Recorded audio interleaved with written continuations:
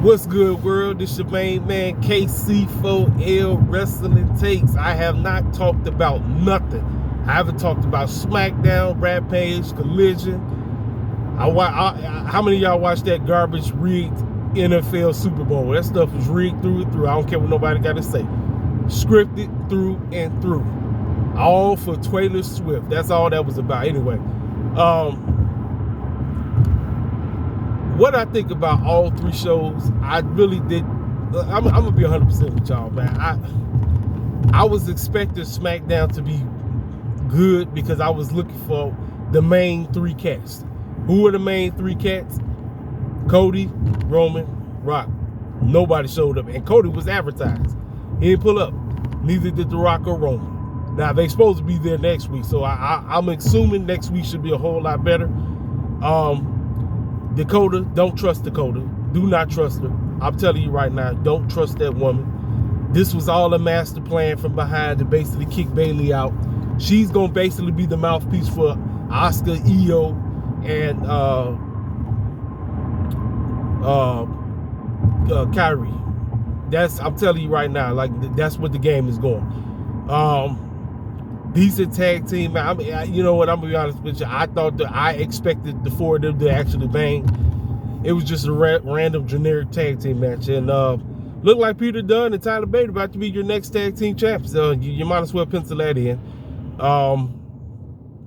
We had Bianca versus Mia Yim. She's in. Rampage. The main storyline right now is they're trying to elevate the women. That is, that's basically what's going on right now. They had the tag team match with Paige, Saraya, and Ruby Soho versus, which is now, I guess this is the new thing now. Stokely Hathaway is running the show. He is the new manager for Willow and Chris Statlander. But then after the matchup, you had Blue Sky come out of nowhere. Oh, my bad, Black Sky, because that's what she is now. I don't call her Blue Sky no more. Sky Blue. I don't call her Sky Blue. I call her Sky Black, because you know who she hanging out with. So I'm like, okay, where the heck is Julia? And I'm like this. I was like, TK, I don't know why you waited down there 3 weeks before the pay-per-view to actually get people invested in it, because I just feel like he was going somewhere, but then nothing. That's why a lot of people get on Tony Khan's case about consistency, because this is where he needs help at getting people invested in the championships. And then again, like I said, a draft. There is a draft that needs to happen. I don't care if people go say, well, now you're trying to look. They already look at AEW as a wannabe WWE. They say it's a wannabe WCW. I mean, so be it. What you think TNA is? They say they a wannabe. At this point, they shouldn't even care what they call it. What they need to focus on, again, is getting people invested in their champions. Don't just constantly keep giving random matches to people who don't deserve it, and then you trying to basically use the crutch of the doggone ranking system for bad booking. Like, it makes no sense. I'm telling you right now, it generally makes absolutely no sense, But, and then Collision.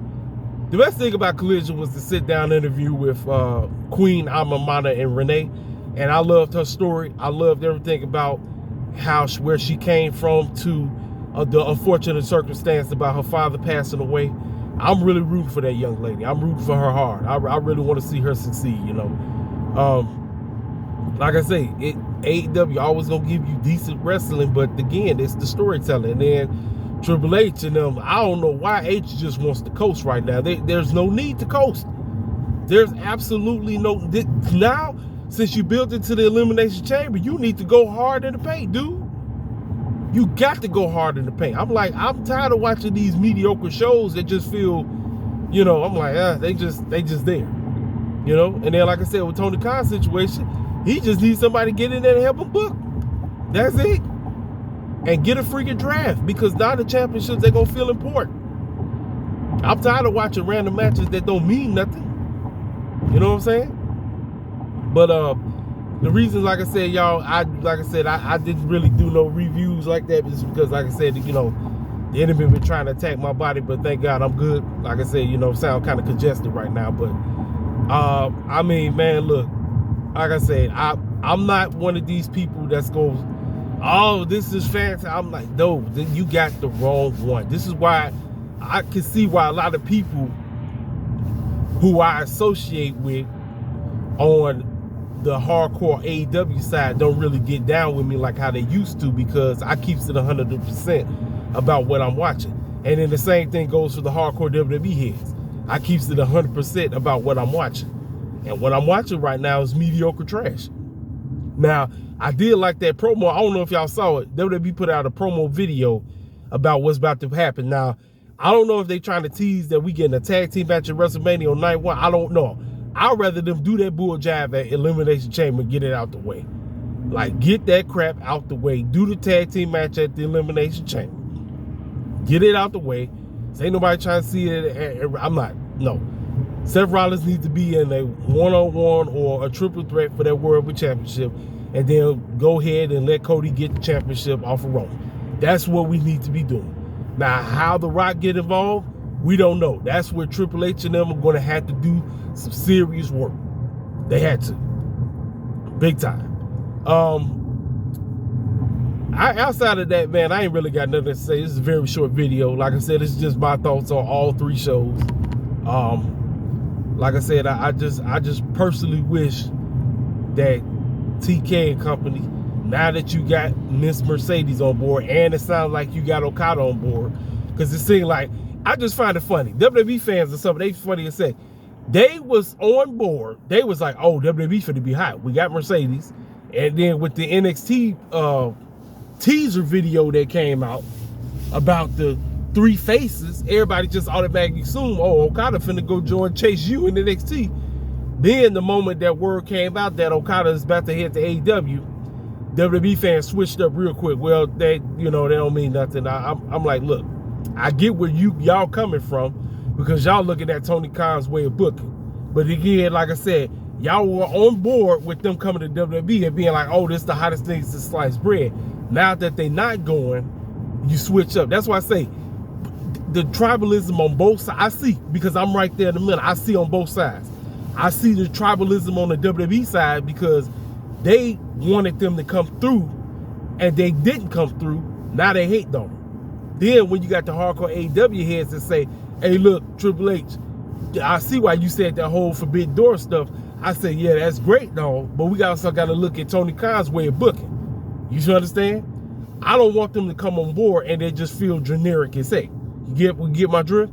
Storylines and larger-than-life characters is what carries pro wrestling. Don't give a dang what nobody got to say. I don't.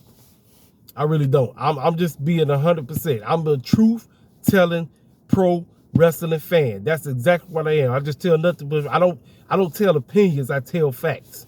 That's what we do over here at KCFL Wrestling Takes. And I keeps it 100% about the so-called IWC that just hangs on with, like, they plant this flag. I'm planting this flag. I'm doing this. No, I'm a pro wrestling fan. I'm right there. I'm cool with everything. I just want everything to be produced right. That's all I'm asking for. So Triple H, Rock and Roman is pulling up. Next week's Smackdown needs to be off the chain. There is no excuse. There's absolutely no excuse. And then, like I said, for Tony Khan case, yes, you got all the good wrestling and everything. But, bro, quit waiting till the last 2 to 3 weeks before pay-per-view to start getting hot. That is one of your biggest issues, dog. And then, like I said, with this phony ranking system, I mean, it's cool and all, but things got to make sense. They genuinely had to make sense. If they ain't making sense, what's the point of it? It's just basically a crutch to say, oh, my booking is bad, so let me just throw this doggone ranking system out there to fool the hardcore niche audience fans that I already got. You understand what I'm saying? Like I said, I'm just keeping it 100%. I want AEW to thrive. I want them to be around for a very long time. Like I said, I'm just trying to get Tony Khan some constructive criticism because he just wants to continue to listen to the fools that's go, quote unquote, you know what, D-ride. I don't D-ride Tony Khan. I give him props when he do good, but when he do some bull job, oh, you best believe I'm calling his behind out on the real. You feel me? Anyway, I got to get the clown up out of here. It's always a pleasure talking with y'all. Like I say, If the shows are trash, I'll basically just lump all 3 of them together and I'll just give you a recap like that. I ain't finna sit up there and then, like I said, outside of, with the congestion going on, outside of that, I'm not finna sit up there, waste your time for 21 minutes, belly aching for nothing. You feel me? This your main man, Casey for L, King Self for Life, rest of the takes. You know exactly what to do. If you're new to the channel, feel free to subscribe. Also, hit the comment section up. Let me know what y'all think about everything transpiring in WWE land, AEW land, TNA, across the border. Let me know what's up. Hit the like button, and I'll talk to y'all cats later. I'll let you boy.